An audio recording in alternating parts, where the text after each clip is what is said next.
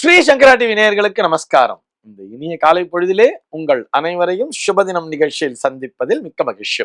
இன்று 2/4/2025 இந்த நாள் எப்படிங்கிறத பார்க்கலாம் வாங்கோ. இன்றைய தினம் குரோதி வருடம் பங்குனி மாதம் 19ஆம் தேதி புதன்கிழமை. திதி பார்த்தோம்னா வளர்பிறை பஞ்சமி திதி இரவு 11:50 வரைக்கும் இருக்கு.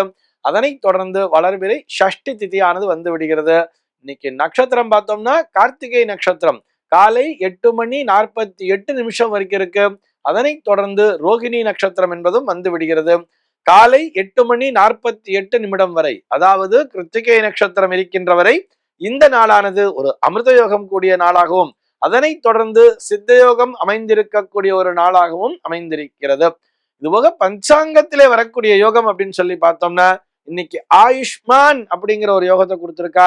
கரணம் பார்த்தோம்னா பவம் அப்படிங்கிற ஒரு கரணத்தை கொடுத்திருக்கா. இந்த நாளானது ஒரு கீழ்நோக்கு நாளாக அமைந்திருக்கிறது. இன்னைக்கு என்ன ஸ்பெஷல் அப்படின்னு சொல்லி பார்த்தோம்னா இன்றைய தினம் பஞ்சாங்கத்திலே ஆயுஷ்மது பவ சௌமிய யோகம் அப்படிங்கிறத கொடுத்திருக்கா. இது போக ஹய பூஜை அப்படிங்கிறத கொடுத்திருக்கா. இது என்ன ஹய பூஜை அப்படின்னு சொல்லி பார்த்தோம்னா குதிரைகளை பூஜை செய்து வணங்க வேண்டிய நாளாக இந்த நாளானது பார்க்கப்படுகிறது. இப்படி குதிரை பூஜை செய்யும் பொழுது அஸ்வ பூஜை அப்படிங்கிற வார்த்தையிலையும் சொல்லுவா. இத ஹய பூஜை அப்படிங்கிற மாதிரி தான் பிரதானமா மென்ஷன் பண்றா.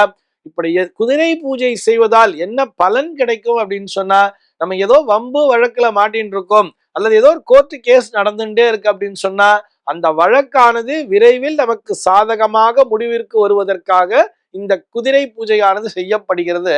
அதாவது இப்படி புரிஞ்சுக்கலாமே எப்படின்னு சொல்லி பார்த்தோம்னா, இந்த குதிரையை பூஜை செய்வதன் மூலமாக அந்த சத்ரு நாசனம் அல்லது எதிரிகளை வெற்றி கொள்ளக்கூடிய தன்மையானது இந்த ஹய பூஜையின் மூலமாக கிடைக்கிறது என்பதையும் புரிந்து கொள்ள வேண்டும்.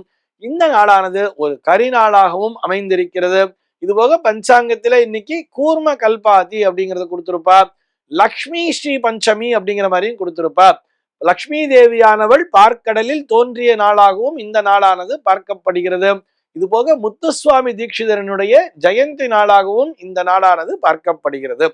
சென்னையை பொறுத்தவரை இன்றைய தினத்தினுடைய சூரிய உதயம் என்பது காலை 6:07 சூரிய அஸ்தமனம் என்பது மாலை 6:17 சந்திர உதயம் என்பது காலை 9:15 சந்திர அஸ்தமனம் என்பது இரவு 10:29 சம்பவிக்கிறது. பிரம்ம முகூர்த்தம் பார்த்தோம்னா நாளைய தினம் அதிகாலை 4:32 முதல் காலை 6:07 வரையில் நீடித்திருக்கிறது.